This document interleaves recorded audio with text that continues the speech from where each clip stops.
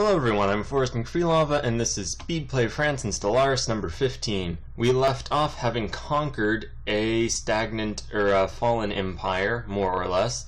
They were keepers of knowledge, which unfortunately did not actually translate into us getting all of their knowledge. However, we do have a few science ships just perusing their areas, trying to get us a decent amount of information so that hopefully we can match the stagnant ascendancy fallen empire to our space south, which is rather upset with the fact that we are enslaving and purging so many people. But really, hopefully we have a fleet of roughly comparable power. Right now we're just going around messing around with domestic issues. We have 10 planets now that we are directly controlling. The reason for this isn't so much because I want to be directly controlling 10 planets, so much as it is because this gives us 10 areas with up to tier 6 spaceports that we can hopefully, one, upgrade all the way up to level 10, or level 6 spaceports, and hopefully then get 10 battleships out per interval of building, which is just basically a guarantee if the war against this stagnant ascendancy goes poorly that we won't be left completely defenseless and will be able to more or less rapidly get ourselves back on our feet and fight a longer, more attritional war. Hopefully we don't end up having to fight a longer, more attritional war. However, it's better to be prepared for these sorts of things than not. And yeah, that's really just us preparing. Besides all that, we're not going to go to war with them immediately for a whole host of reasons. One, obviously our new orbital facilities aren't anywhere near ready, so it wouldn't really make sense to build them up in preparation for our war and then declare war before they are built up. Two, all of the science that we have managed to get, all the research and information from all the debris from those battles we fought against the fallen empire we destroyed, we haven't quite gotten all of those technologies. We've just unlocked them. We have knowledge of them, but it'll take us quite some time before that's actually ready. So we're kind of in a mixed bag position where, although we are massively powerful, we already conquered one fallen empire, we're not really at a point where I would feel safe attacking the other, and kind of due to that, we're not really in a safe spot to really fight all of the other countries around us, because if we do get into a fight that is considerably difficult, then the fallen empire might just strike and lash out at us in that instance. We did, however, find some primitive civilization, so we go ahead and just invade them, as is our way. And hopefully our units will just go and do that more or less on their own. They should just be within the territory of one of our sectors. It looks as though the Cognita Fedari lost a war, and now you notice there's a slight blue dot, or a couple blue dots, that seems to be some of their people escaped. So that is good news for us, weakening really just the other empires in the universe. We do go ahead and build 6 new battleships. We go ahead and cancel that and build battleship assembly yards, so that battleships from here on out will be produced both cheaper and quicker, which is really an important thing to do. Weirdly enough, these Iron Age people are fighting off our robots decently well, but we'll probably get their world in just a moment. Besides all that, we are still building up. We did turn on pop migration for our primary populations, so humans are more or less abandoning the initial human worlds they had all been settled on in order to find happier worlds for their people throughout the stars, more likely than not just on the massive Halo ring world thing, since that is a Gaia world, and thus has more habitability than really anything else. Alright, so that all more or less taken care of. We do start building up our battleships once again. We go ahead and build solar panel networks, observatories, and battleship networks all across those 4 ring world territories we directly control. And from there, we're just going to keep industrializing, really. The achievement we got at the end of the last episode was this new industrial revolution, or the industrial re-revolution, something along those lines, for getting over 1,000 mineral income a turn or a month. We've since gone down a weird amount, and it does fluctuate just weirdly. Nevertheless, though, we are going to go ahead and just declare a minor war, take the last planet of the Haidari realms.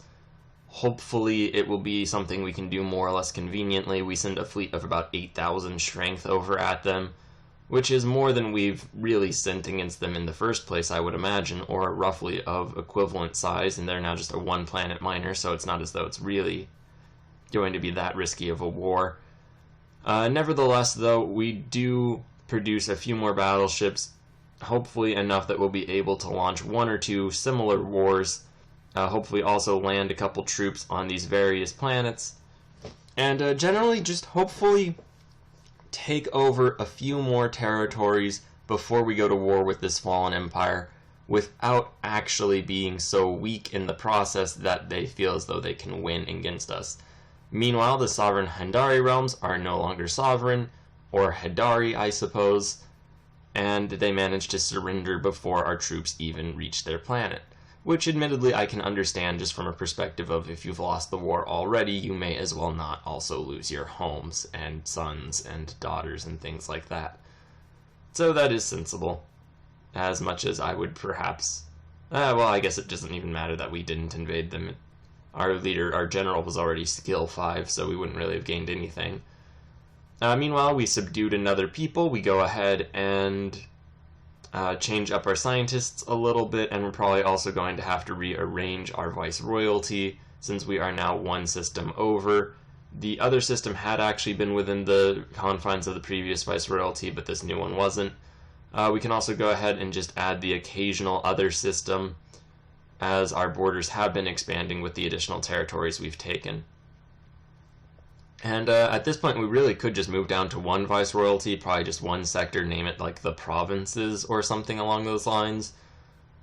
And there really isn't any practical benefit to having two sectors, except that we can tax them at different rates, or I guess just have different rebellions through them that we can worry about, although really we haven't had to worry about unrest at all except for from our slaves, and that is just usually resolved by them doing some sort of interstellar railroad and just kind of leaving, which is fairly decent for us, having our most unhappy pops just kind of leave and not be unhappy within our empire anymore.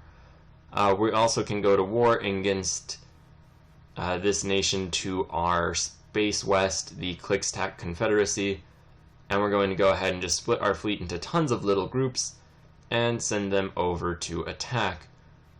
We also do go ahead and get a new sector leader, and generally just send our forces in massive clumps. I don't actually imagine that they'll have enough forces to resist us in really very many areas, and this just gives us something to do while we continue the research that will get us onto hopefully equal, or at least more equal footing with the Fallen Empire that we still do need to destroy, and who we have kind of been antagonizing by just attacking all of our neighbors in the ways that we have been, and purging and harsh treating all of our slaves, which they're not exactly fond of.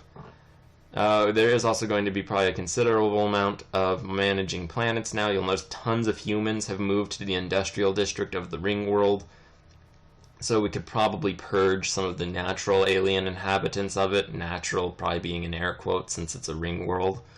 But we could probably purge a few more of the initial or indigenous life forms in order to really just increase the rate and spread of humans, which I guess is horrifically dark if you actually think about it, but you don't really have to think about it. It's all cool, don't worry about it, guys.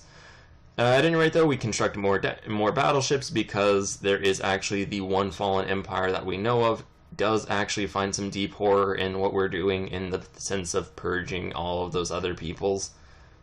So yeah, we're going to have to be more cautious with our navies. We do, however, have a considerably more powerful fleet now than we used to, and we are still researching the sciences necessary. Plus, this war is at 87%. They really didn't resist us in any meaningful way, which means that it's not as though being declared war on right now would be the most devastating thing imaginable. It would really just kind of be an inconvenience, and we would probably have to settle for slightly less than our stated demands. All that said, though, we're probably just about to win the war right now. We have two major fleets engaging their entire fleet, and just dominating them. There's also a land army invading one of their worlds somewhere slightly further away. And there we go, they went ahead and just surrendered, which is pretty great news. They are now a small cluster of broken up territories, and we control their main areas. We're going to go ahead and enslave basically all of them. They do have quite a few robots, which is pretty swell. They all really hate us though, so we do mark a bunch of them for just death. Because they're working on sciences, and it's not as though they'll actually do any good for science, for the, well, just scientific advancement of our empire. And we go ahead and just add them all to our Viceroyalty. It looks like we can adjust the Viceroyalties a little bit more if we really felt like it.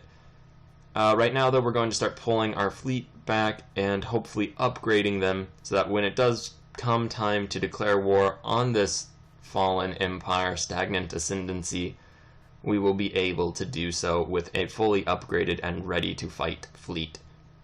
At this point, it would make a lot of sense for us to purge the most unhappy elements of our society on whatever worlds they're on.